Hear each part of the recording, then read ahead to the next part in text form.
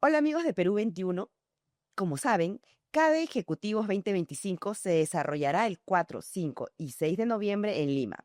Hoy, para hablar de este tema, tenemos a Diego Macera, director del Instituto Peruano de Economía, quien también va a participar de este evento. Bienvenido, Diego. ¿Qué tal? Gracias por la invitación, encantado. No, gracias a ti. ¿Cómo ves este CADE de cara a las elecciones 2026? Pues un CADE, generalmente pues cada 5 años tenemos este CADE electoral, ¿no? Entonces es un CADE especial. Claro, lamentablemente hemos tenido algunas confirmaciones de ausencias, ¿no? Ya 3 de los 6 candidatos ya dijeron que no van, ¿no? Y luego se ha bajado también el señor Milei. Entonces ahora, a pesar de eso, o sea, creo que el programa todavía tiene un montón de puntos fuertes y de discusión bien interesante entrando hacia elecciones.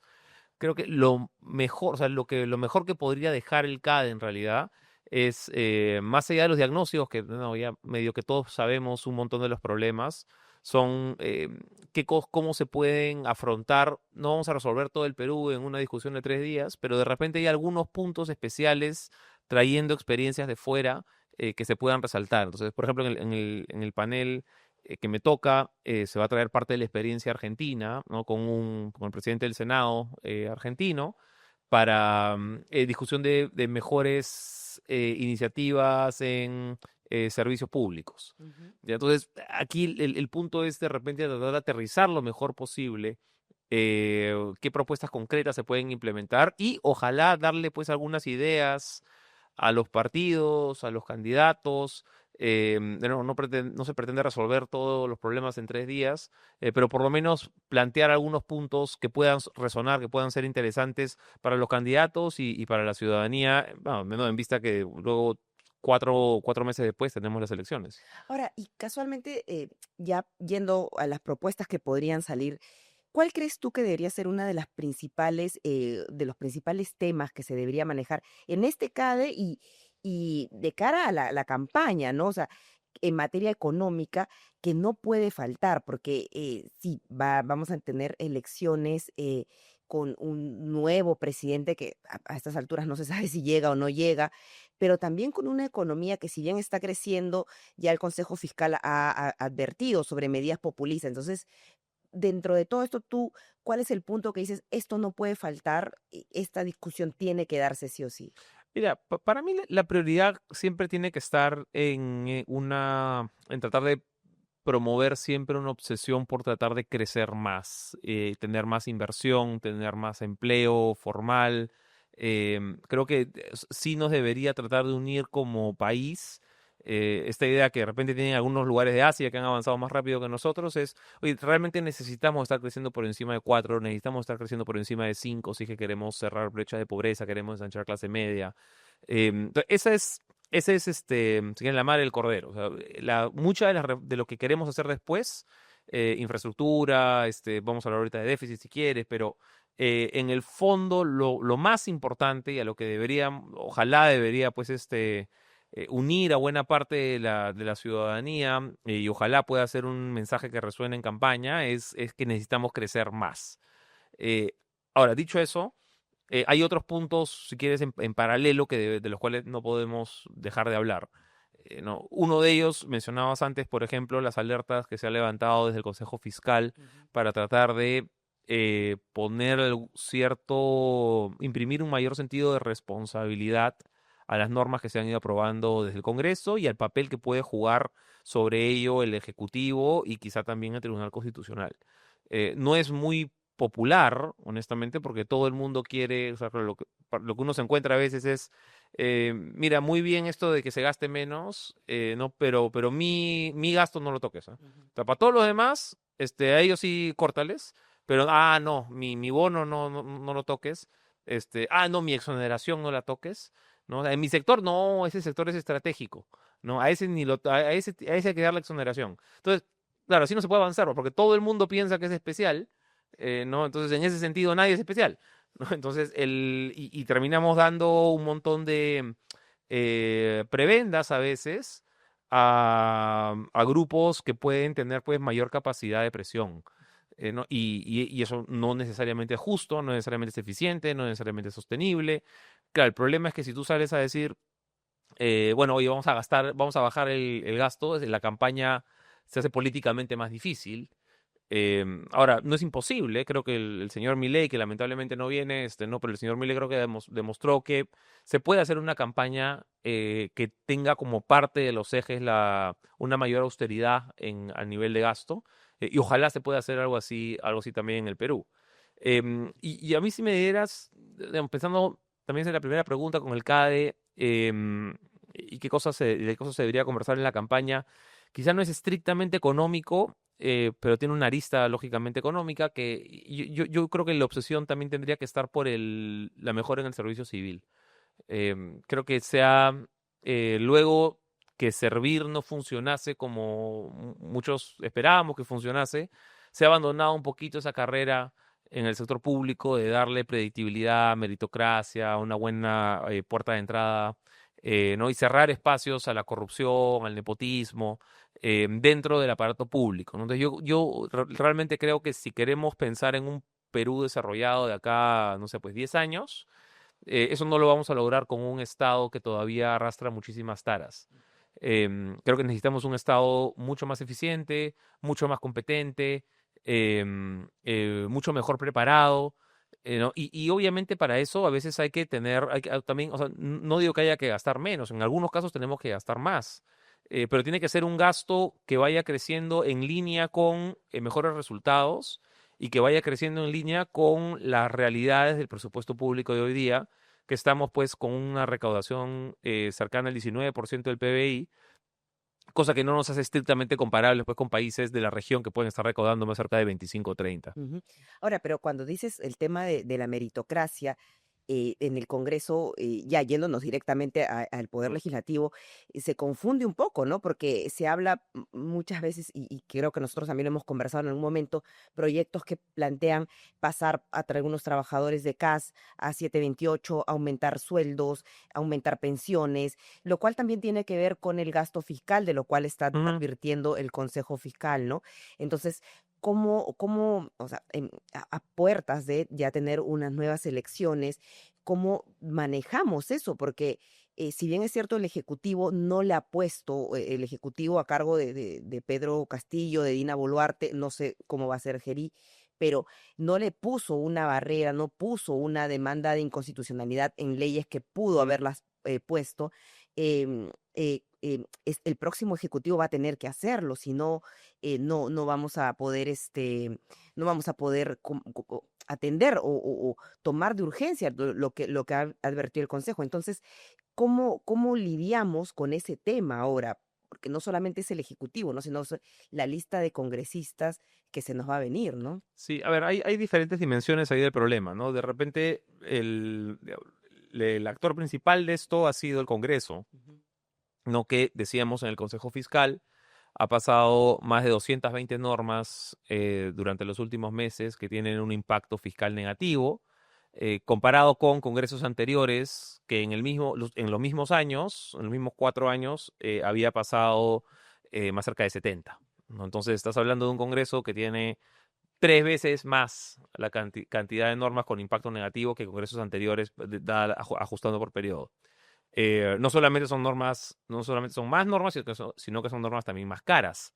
Entonces, claro, si bien en congresos anteriores te podían pasar alguna norma 50, 100, 500 millones de soles, que es un montón de plata, pero se puede ajustar en algún lado en el presupuesto. Ahora tú estás viendo normas que se aprueban por 1.000, 2.000, 4.000 millones de soles, que ya simplemente no entran en el presupuesto. No se puede ajustar en el presupuesto, no entran. O sea, ahí sí te empujan realmente el déficit y la deuda de manera significativa y sostenida en el largo plazo. Entonces, eso es una preocupación y ahí la responsabilidad central es del Congreso. Ahora, hay otra parte que es la responsabilidad del Ejecutivo, ¿no? El Ejecutivo tiene ahí 3 momentos para intervenir. El primero es cuando se está formulando y discutiendo la norma en el Congreso. O sea, si bien el Ejecutivo no tiene capacidad de decirle al Congreso qué hacer, sí puede tener un espacio para tratar de persuadir en comisiones, en Comisión de Economía, de repente Comisión de Presupuesto, al momento del Pleno. Puede tener reuniones técnicas de trabajo, puede presentarse públicamente en las comisiones, tener espacios en prensa aparte. Entonces, hay un trabajo previo que puede hacer el Poder Ejecutivo ahí. Digamos que no lo escuchan, se aprueba la norma. El Congreso pasa la autógrafa. Ujú. El Ejecutivo tiene un segundo momento que es cuando que puede observar, ¿no?, la ley. En el análisis que hicimos en el Consejo Fiscal, más de la mitad de las normas de esas 220 y pico con impacto negativo no habían sido observadas por el Ejecutivo. El Ejecutivo las dejó pasar. Entonces, ahí hay otro momento de responsabilidad del Ejecutivo, de observar normas que debió haber observado de repente.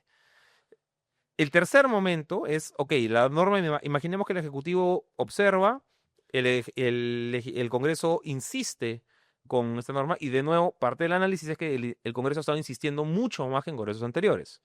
El Congreso insiste y ahí se gatilla el tercer periodo del Ejecutivo que podría ser que llevar la norma al Tribunal Constitucional, que es lo que mencionabas. Ujú. Entonces, para resumir, tenemos tres, ¿no? Tenemos el momento antes de la norma, cuando ya pasó y es una autógrafa que podría devolverse como una observación, y llevar al Tribunal Constitucional. El Ejecutivo no ha estado llevando las normas al Tribunal Constitucional tampoco. Y lo que realmente cierra esto, o sea, lo que más ha hecho posible que suceda esto es esta interpretación más bien laxa, poco ambigua de repente del Tribunal Constitucional sobre el artículo 79 de la Constitución, que es el que limita pues el gasto público, el que el Congreso no puede tener una iniciativa de gasto, ¿no? Entonces, lo que te debería finalmente cerrar esta compuerta para el Congreso, y los subsiguientes, es una interpretación del Tribunal Constitucional sobre el artículo 79 que efectivamente diga, oye, el Congreso realmente no tiene ninguna iniciativa de gasto, ni este año ni los siguientes. Bueno, pero el premier ya dijo que va a presentar sobre una demanda de inconstitucionalidad que se pueda aprobar a través de una ley que se haya sido aprobada, perdón, por insistencia. Ellos van a presentar una demanda de inconstitucionalidad y ahí van a pedir que se interprete o se cambie esa interpretación que hizo el Tribunal Constitucional Sí, respecto a esa norma, sí, ¿no? el Tribunal Constitucional ha dejado en alguna sentencia un espacio abierto para que deba haber, ahí tiene un fraseo legal, ¿no? Pero debe ser una suerte de coordinación entre el poder, entre ambos poderes antes de pasar normas que pueden poner en riesgo el equilibrio fiscal.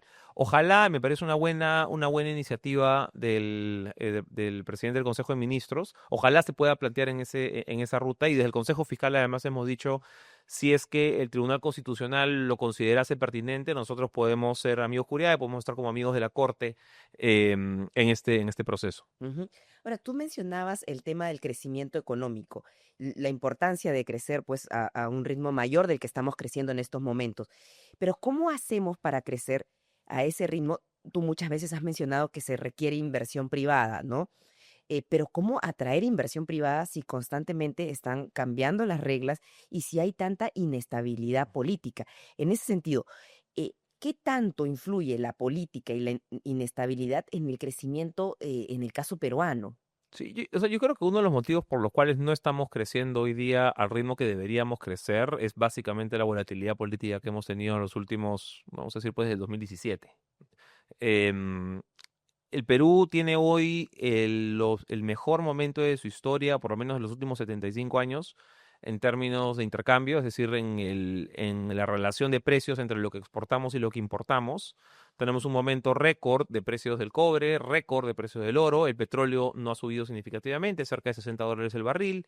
em, y aún así, o sea, con ese contexto internacional y con fortalezas macro, o sea, a pesar del déficit que podría venirse, hoy el ratio de deuda pública es 32% del producto, es bajo para los niveles comparados con otros países de América Latina, inflación en el rango meta, reservas internacionales altas, entonces por donde lo midas, ahí tienes una estabilidad macro bien sólida. Aparejado eso con el momento externo, eh, ambas cosas juntas deberían darte un país que está creciendo sin demasiado problema al 4,5%, si tuvieras un ambiente institucional más predecible. Entonces yo creo que en los últimos, a ver, no estamos creciendo a ese ritmo, que no sé, pues Paraguay lo está haciendo, por decir algo. Ha sido sobre todo porque hemos tenido expectativas empresariales en terreno negativo, que son las que medimos en el Banco Central, y esto como consecuencia de la volatilidad política de los últimos años. Si quieres ver el vaso medio lleno, yo creo que sí, o sea, sí hay un argumento para decir, mira, este año debería ser el primer año en el que el Perú supera los 50.000 millones de dólares de inversión privada. Nunca habíamos tenido 50.000 millones de dólares de inversión privada. Este año lo deberíamos tener. Deberíamos estar incluso más cerca de los 56.000 millones de dólares. Eso sumando todo, ¿no? Sumando nacional, extranjero, chico, grande, minero, no minero, todo. Son más de 50.000 millones de dólares. El próximo año ojalá nos acerquemos a los 60.000 millones de dólares. Es decir, todavía hay una apuesta importante por el Perú. Y mucho del crecimiento de la inversión privada ha estado gatillado, creo que el último año, uno podría decir, con tasas de crecimiento en varios sectores en inversión privada de doble dígito. Eso, a ver, ¿cuál es la reflexión que uno puede hacer sobre eso? Es que eh, el gobierno anterior, el gobierno de la señora Dina Boluarte, que puede haber sido limitado en muchos aspectos, vamos a decir, em, por lo menos le dio algún sentido de predictibilidad de, oye, yo ya sé, mal que bien, no algo, yo ya sé hacia dónde, cómo voy a llegar a los siguientes meses. Entonces, claro, puede ser malo, puede ser, oye, ¿sabes? No, la gestión del Ministerio del Interior fue un desastre, ¿no? Pero sabías a qué atenerte, sabías a qué jugabas y a nivel económico tenías algún nivel de predictibilidad. Ujú. ¿Ya? Eso fue más o menos suficiente para dar expectativas que empezaron a mejorar. ¿Ya? Inversión que empezó a mejorar. Entonces lo que te sugiere eso es, oye, de repente, con alguito de predictibilidad, ¿ya? Imagínate si tuvieras además ahora un gobierno competente, ¿no? Oye, pucha, podrías estar bastante mejor. ¿Ya? Porque si con un gobierno con esas limitaciones tuvimos una mejora bastante evidente durante el 24 y 25, dado mucho los términos de intercambio, dado los precios internacionales, pues si tuviéramos un gobierno tanto mejor, bueno, esto podría ser muchísimo más, podríamos tener muchísimo más dinamismo. Entonces creo que esa es una manera, si quieres, de leer sí, nos ha costado mucho la volatilidad política, pero si logramos elegir medianamente bien en el 26, creo que el Perú tiene un potencial de crecimiento bastante bueno. Nosotros hemos tenido suerte este año, al menos por el tema de los precios internacionales de los metales que tú también mencionabas, eh, pero no es que siempre vamos a tener, digamos, esos momentos de bonanza, ¿no? Entonces, eh, ¿qué tanto va a significar el que ya ahora sí mantengamos esa estabilidad para que no dependamos únicamente de eso, ¿no? Porque siento claro, dependemos de eso y no tenemos proyectos de inversión minera grandes que hayan salido después de que Yabeco, o se habla de Tía María, pero vamos a ver todavía, ¿no?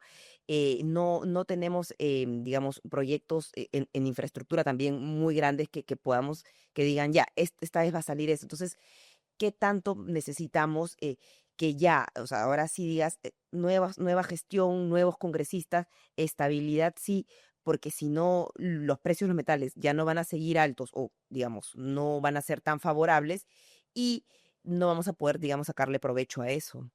Mira, yo creo que tenemos que aprovechar lo más posible este momento mientras tenemos precios de los minerales altos. Yo mencionaba en una columna reciente que, oye, estos ciclos no duran para siempre.